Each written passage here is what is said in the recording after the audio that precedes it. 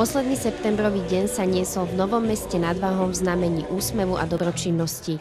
Centrum sociálnych služieb Nové Mesto nad Váhom v spolupráci s občianskym združením Milan Štefánik pripravilo pre zdravotne a mentálne postihnuté deti z detských domovov a špeciálnych základných škôl z Trenčianskeho kraja benefičné podujatie Dúha v srdci. Hlavná myšlienka vyšla od našej priateľky Julky Bublavej, ktorá je aj teraz naša spoluorganizátorka. Je to takisto zdravotne postihnutá osoba, ktorá je dlhoročná priateľka nášho Centra sociálnych služieb v Novom Meste nad Váhom. Skrsla u nej myšlienka takéto nejaké podujatie pripraviť.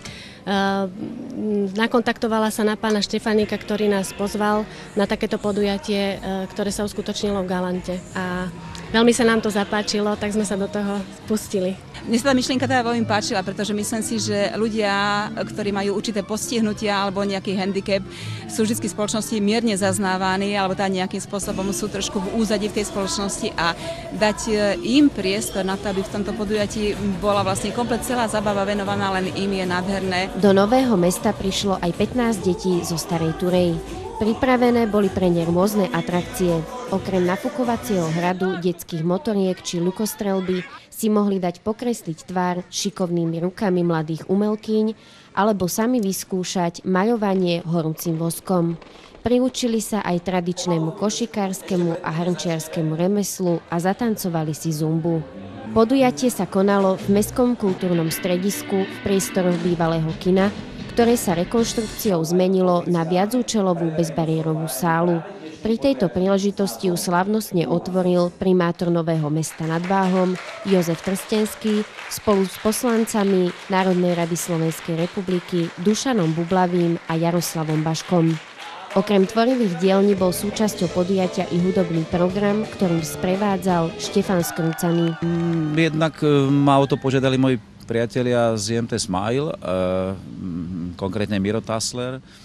Jednak som z tohto kraja, tuto nedaleko odtiaľ, to som sa narodil a jednak je to, myslím, absolútne normálne a samozrejme asi by som bez toho pocitu nevedel žiť, že občas ak sa dá, tak nejak trošku priložiť ruku k dielu a pomôcť možno deckám, ľuďom, ktorí ten život nezačínali z tej štartovacej čiary ako my ostatní. Vždy takéto podujatia podporujeme, pretože je to pre ľudí, ktorí to potrebujú. My s tým nikdy nemáme problém. Je to milá akcia, ktorá je pre detičky, ktoré asi obvykle nemajú veľmi šancu sa dostať na nejaké koncerty a ja som rada, že sa pre nich niečo robí, takže veľmi rada vždy podporím, ak máme čas. Myslím si, že muzikanti proste majú ten taký základný význam muzikantov, je to, aby proste robili radosť, aby zabávali, aby proste ľudí trošku proste obšťastňovali a podľa mňa toto sa tu dnes deje. Na pódiu sa postupne predstavili skupiny Polemik a Švihadlo, spevačka Katka Knechtová, punková skupina The Cubes, staroturianská ľudová hudba Turánček, showman Branislav Matula a IMT Smile.